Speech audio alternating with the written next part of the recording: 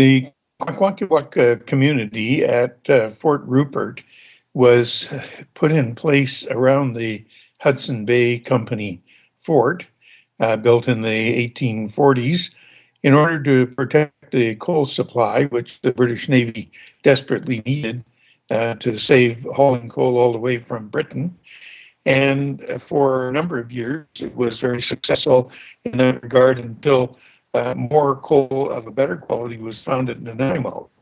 But the Hudson Bay Company continued to operate the post at Fort Rupert, and more of the various Kwakwaka'wakw groups settled in different areas around the fort. You can see the square of the fort in the bay on this air photograph. And so it's even today not a very large community, but it was more or less this configuration throughout the latter half of the 19th century. The first sketch that we've been able to come across is 1851, where we see the house style is very typical, just big slabs of boards tied between poles in front of gable roof structures, and people wearing trade blankets, mostly from the Hudson Bay Company and maritime fur traders. The whole village would look something like this, although this is the village of Tsaxis, but showing more or less what a whole community would have looked like, with painted designs on the front, very often circular designs, and in this case, several dozen houses. But in fact, going to a much better painting, again from the 1851 series, where we see Beaver Harbor in the foreground, and we have the Hudson Bay, or at least a trading ship in the background, a Royal Navy ship, and the smoke rising from the Kwakwaka'wakw houses, mostly to the right of the Hudson Bay Company fort in this 1851 painting. This is a plan of the village as of 1866 that Robert Galwa did for his pioneering work on the Kwakwaka'wakw settlements, and drawing heavily on the information from Franz Boas and from George Hunt. So we see here there are blocks of Kwakwaka'wakw tribal groups settled around the fort. If we're looking at the map and to the right, we see the KY block, which is the Quiha block of Kwakwaka'wakw. To the left and by the mouth of the stream is the Kwakiutl, and beyond that there are several houses of the Kumkuts, and beyond that again, to the end of the village is the Wallace Kwakiutl. So those are the community groups that persisted in those locations for many decades after this map was done. Of course, the signal feature that was so important in the history of Fort Rupert is that the British ship Clio was sent to arrest people they thought were involved in a murder of some white men. And when the chief of Fort Rupert refused to turn over who they thought might be the culprits, the Clio bombarded the village and blew up most of the houses in the village, or at least blew big holes in them. The fort itself was spared. They did not bombard the fort. So the village that was quickly rebuilt following the bombardment. And we don't know the exact date of this photograph, the earliest photographs of the fort, but it was sometime in the mid-1860s, where we see a big palisade running around the fort, very tall palisade, probably close to about 18 feet high. And then smaller palisades around the gardens and forming an entryway into the front door of the fort. So this fort is very similar to Fort Victoria or to Fort Simpson, which had been established in 1834 on the north coast.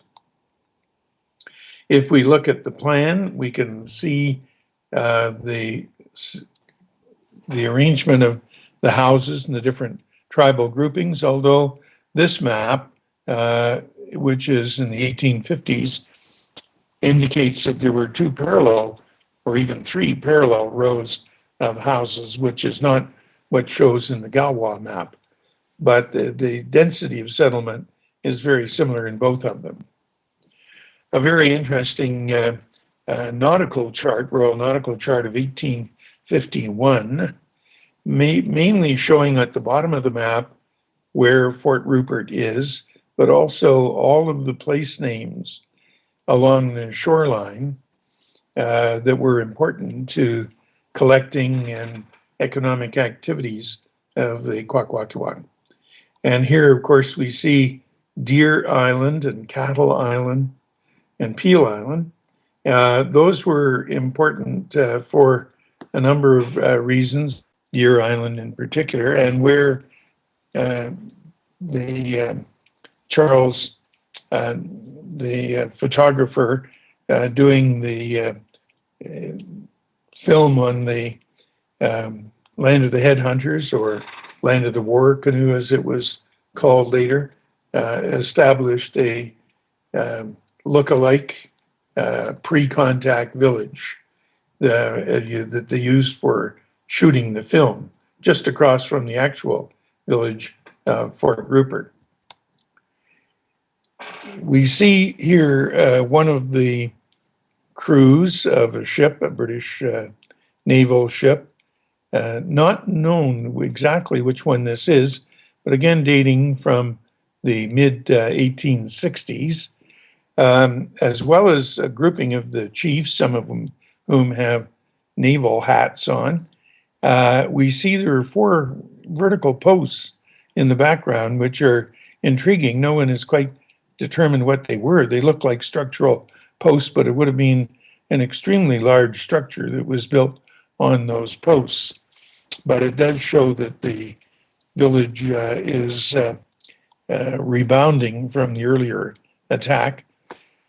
And this is a peek inside a house where there would have been a potlatch ceremony for the Tsaxis ceremony going on, and a hamatsa novitiate coming through the mouth of a figure painted on an interior partition of that house. This is from an exhibit in the Field Museum in Chicago, very carefully supervised by Franz Boas after he had done lengthy field work at Fort Rupert, or Tsaxis, as the Kwakwaka'wakw name was.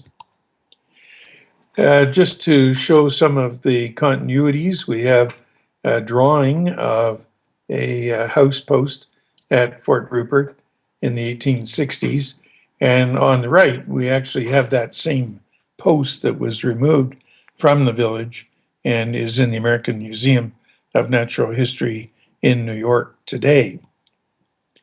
There were many poles, often with birds or human figures or coppers on the top of them, often in pairs, as we see here, and they were used in some fashion to record the distribution of the blankets. They may have been piled between those. We know there were other posts like that that were used for the marriage seats, and we'll see some of those in a moment.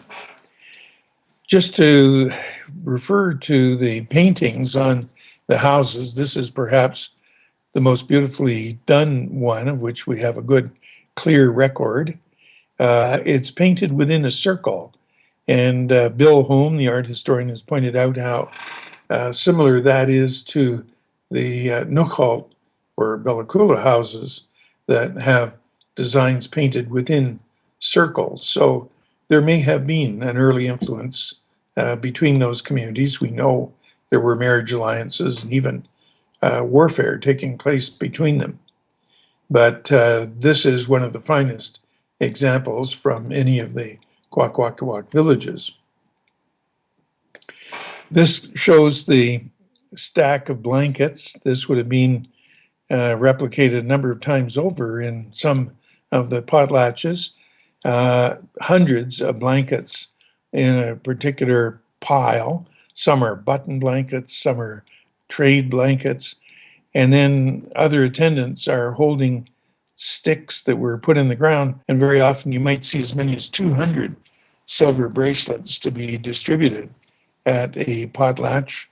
And the chief in the striped sweater is holding a talking stick that would have been the privileged speaking chief. A panorama of Fort Rupert. There's a clearer one coming up shortly, but this one is a photograph right from the glass plate and dating from 1881, when Edward Dossiter came to the village along with a survey of the North Coast villages and took this photograph.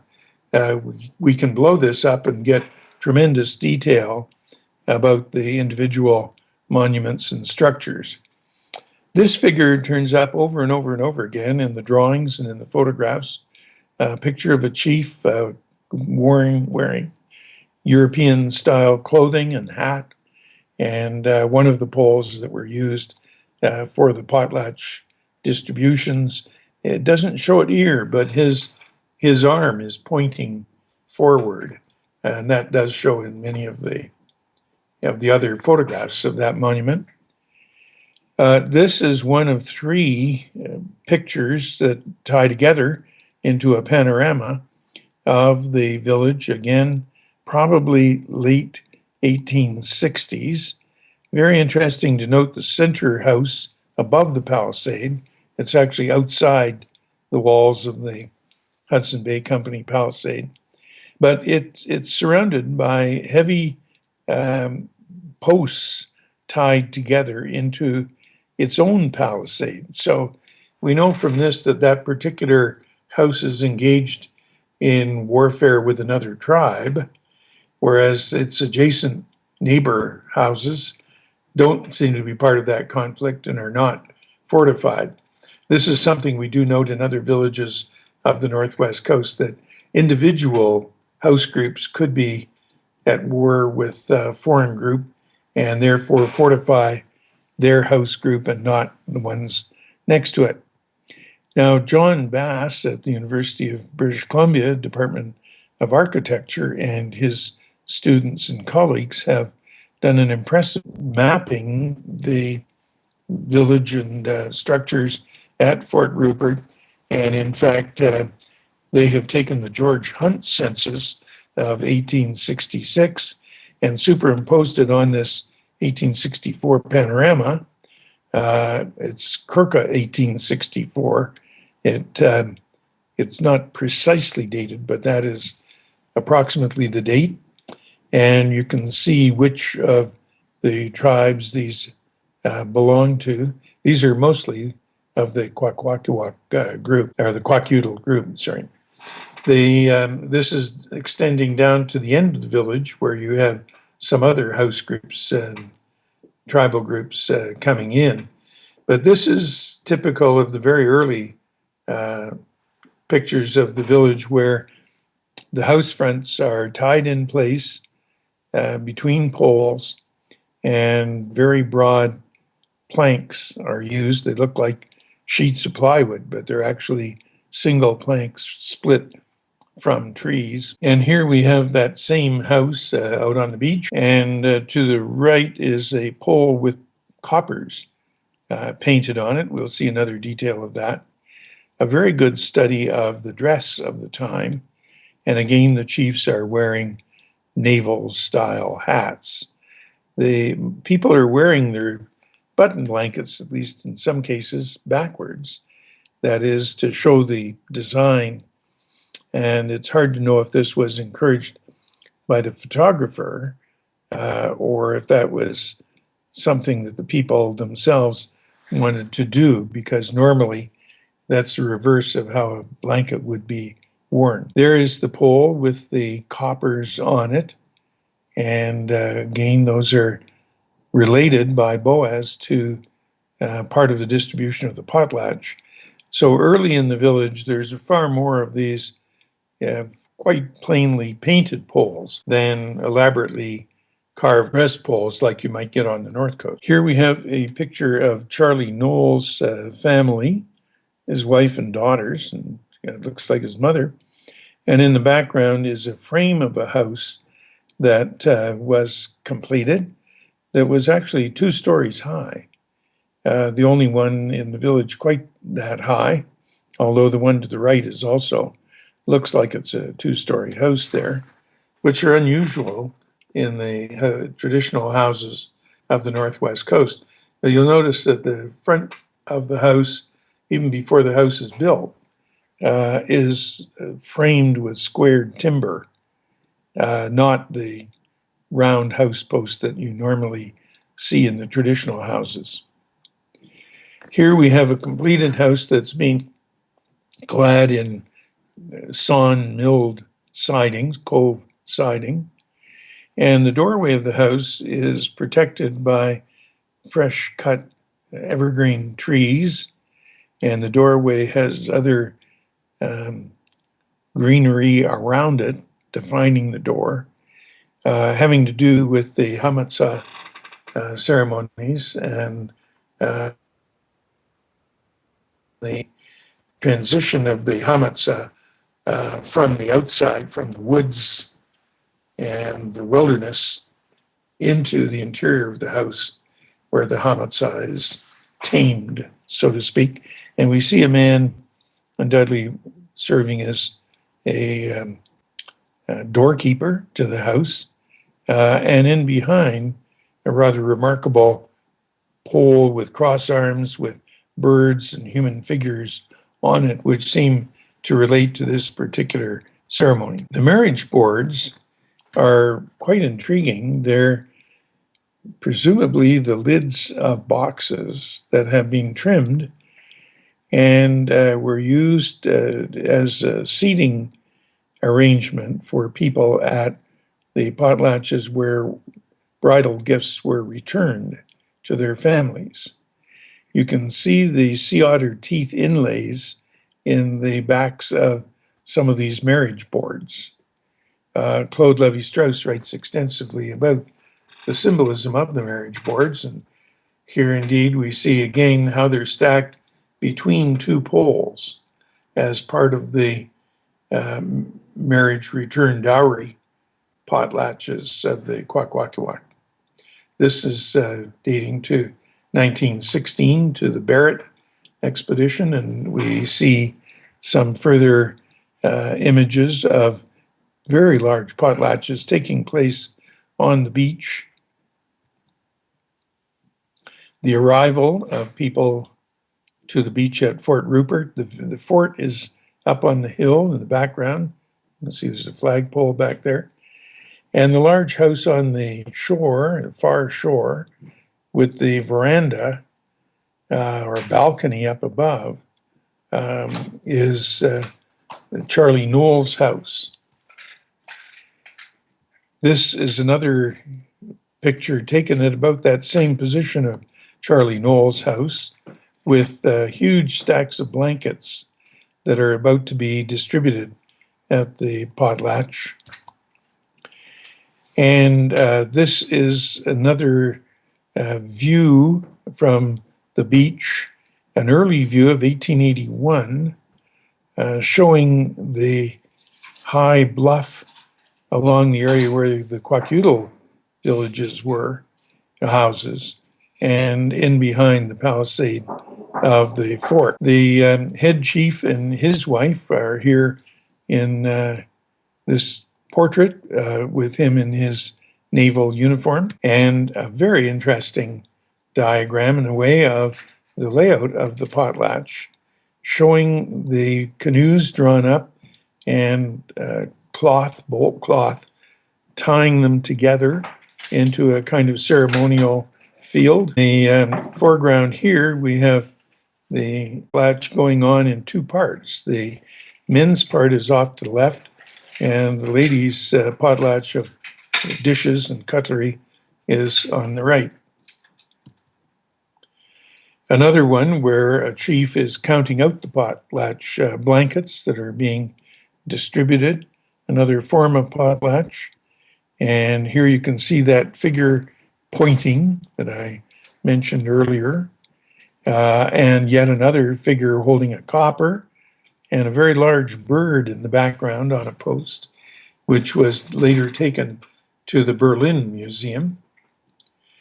1880s, this is some of the reenactment that Boaz had done up on the fort compound itself. So these are all European style structures and mimicking activities that would have dramatized family stories using masks and other props. A wonderful painting by Bill Home, incorporating a lot of elements of a traditional arrival party at a potlatch with greeters down on the beach and the houses with the illumination inside, and a chief dancing on a prow of a canoe with a response to the welcome he and other guests are receiving to the potlatch. This is Deer Island in the background with an interesting display of hundreds and hundreds of blankets that are set out on the beach. And inside, of course, the potlatch ceremonies include this dance with the Kwakwaka'wakw costume, with the cannibal of the north end of the cedar bark costume being danced. And an oil painting or watercolor of potlatch at Fort Rupert in the 1890s. Again, very close to that of the photograph, but there are a number of these quite illustrative paintings of potlatch activity. A lot of other things happened along with the potlatches, and here we see gambling game. This is a special little bed of gravel that is used or was used for gambling. You can see some of the gambling sticks laid out in front of the man who is shaking the dice. And you can see some of the clothing that they're gambling for set out in the middle of this box-like structure. A dancer wearing a series of rings with what are called jinglers or deer hoof rattles around the wrists and the elbows and the knees and the ankles and the waist, so that as the dancer moves, there is quite a sound that goes along with that has spiritual significance. A blow-up of the 1881 photograph, which shows clearly the Hudson Bay Company main big house in the background with a big chimney with smoke coming out of the chimney. And that became a reference point in the mapping because that chimney is still intact. You can also see a big square palisade up on the hill, which is the cemetery for the employees and other Europeans associated with the fort. Here we see the chimney of the big house after it's been torn down. And that was a picture taken in 1996 of what was left of that chimney, but it's still a good point for mapping. Many of the Kwakwaka'wakw houses had interior compartments, of which this is one. Hand-split planks with painted designs, mostly thunderbirds, but cranes, and a sisudal kind of curved around the doorway, a double-headed serpent, and a serpent sitting in the foreground. That was all. There's a drawing of it to give a little more detail of the painting. and some of the interior figures that were used in the Potlatch. Yet another drawing of one of the compartment pictures showing a wild man in the center, and interior poles here with, this is part of a diorama in the Field Museum in Chicago, a domestic scene of activities inside a chief's house. The design on the contemporary big house used in potlatches and ceremonies at Fort Rupert, Tsaxis today, recently done. This house was constructed by the community, and particularly with important roles of carving and design of various members of the Hunt family. Another detail of the costuming of people performing within the circumscribed area of the potlatch on the beach at Fort Rupert. And you can see in the foreground, there are stacks of boxes that would be filled with button blankets and other ceremonial regalia for distribution. This is the frame of the house. We were looking at the painting a moment ago. Before the sides were added to the house, this photograph would have been done about 30 years ago. And the carving was done by Tony Hunt and other members of the Hunt family, Calvin and so on. And again, some of the distribution of goods that were brought in for these big potlatches. Here, chests of drawers with vanity mirrors on them, and hats festooned on the mirrors, and sewing machines sitting on the various chests of drawers, and again, huge piles of blankets for distribution. Part of an interior compartment with one of the posts in place. And to show that the tradition survives and that carving is still a very important part of the activity at Tsaxis, we have here a big feast dish of Sonoquoi, the wild woman of the woods. In the extreme foreground, you can see her kneecaps, and those are separate lids that come off, and there are bowls where the joint of the knee would be that would hold special food. And the ladles and dishes are at various parts of her body where there are normally joints, and each of those dishes holds a different kind of seafood, so that her body and all of the joint bowls, so to speak, holding different sea grease and meat of the fish and sea mammals, is a kind of hierarchy of all of the creatures that are under the control of this Sonoquoi figure. This is Calvin Hunt beginning to work on that from a tree cut around Tsaxis, and various helpers working on the frame of the dish. You can see the form is pretty well blocked out here. And the finished one in the Grand Hall of the Canadian Museum of Civilization, right down to the feast dishes and the spoons in each one of them. So that was an extremely elaborate feast dish, 28 feet in length, done by Calvin Hunt and a group of artists working with Calvin. Another one of the scenes of gambling taking place adjacent to the fort. You can see the buildings in the background are within the fort structure, and the foreground is outside in the area adjacent to the walls of the fort.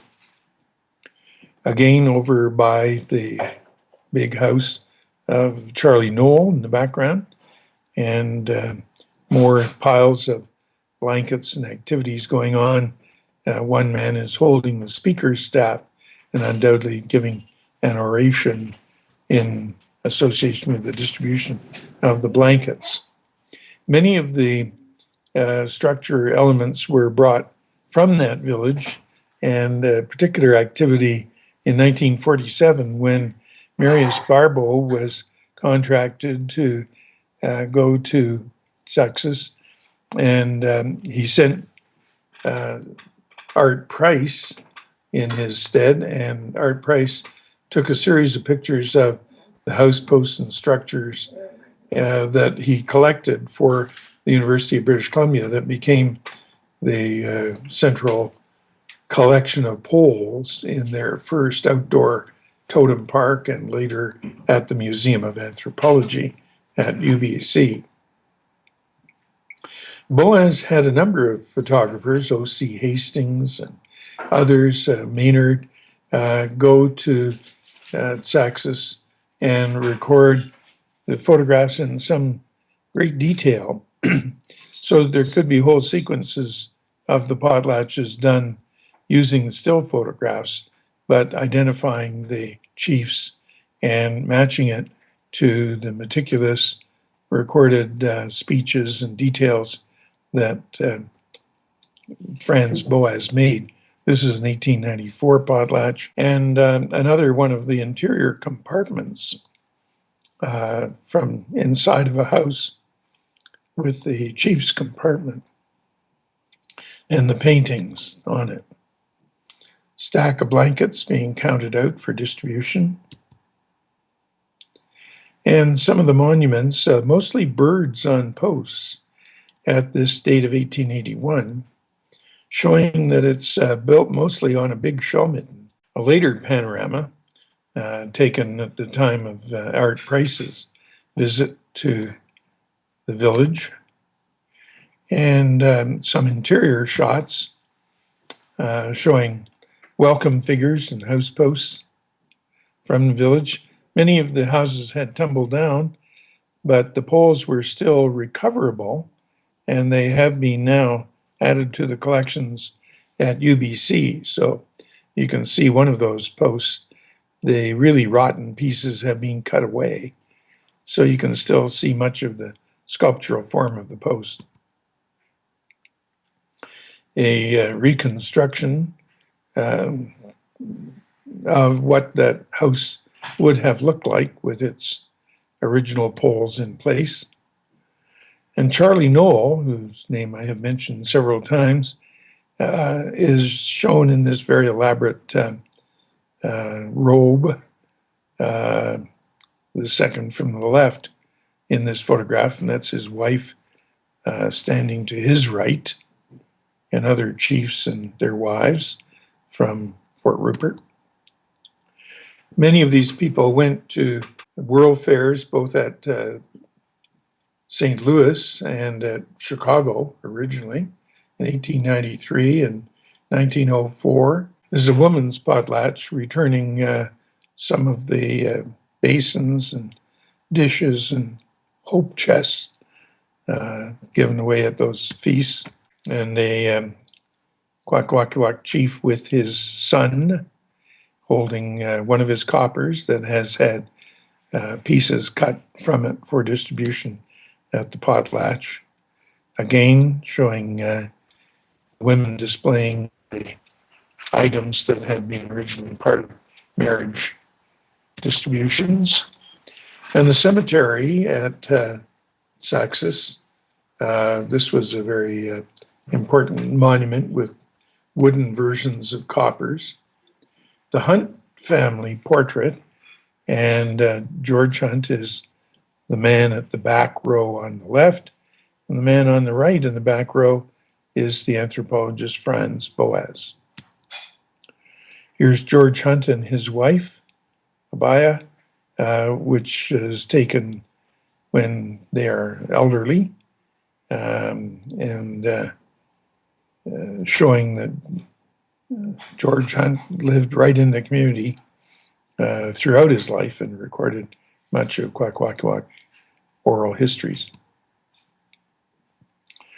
An early diagram of the village, and showing the arrival for a big potlatch being held at Charlie Noel's house, and people on board the boats as viewing stands for the activities of the potlatch.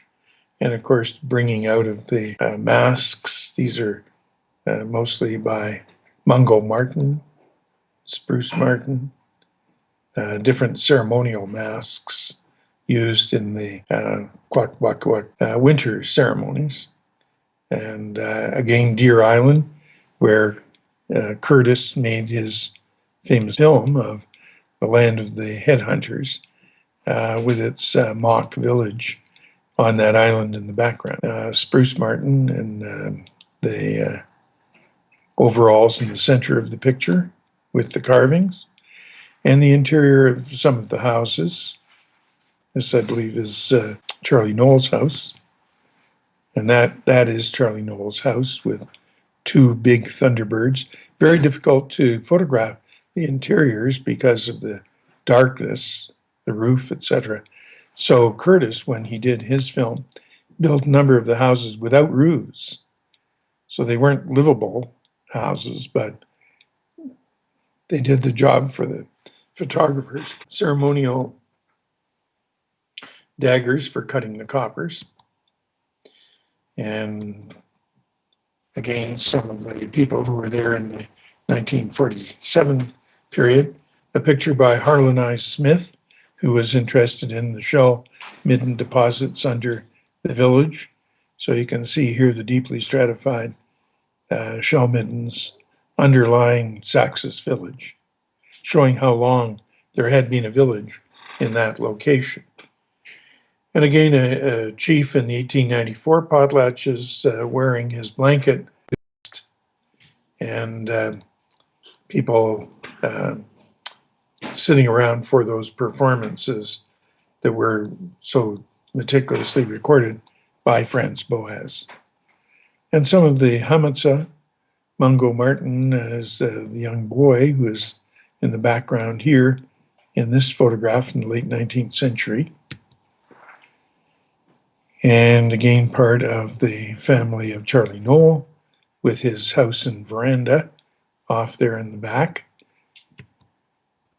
And finally, a picture of Jonathan Hunt, one of the leaders of the community, with a photograph in the back of George Hunt. And Jonathan is holding some of the coppers he inherited in this photograph. So those are some of the community members and community activities, as well as the structures and the monumental art of Tsaxis of Fort Rupert, which is still a very vital community and very active in the ceremonial life of the Kwakiutl tribes. Thank you.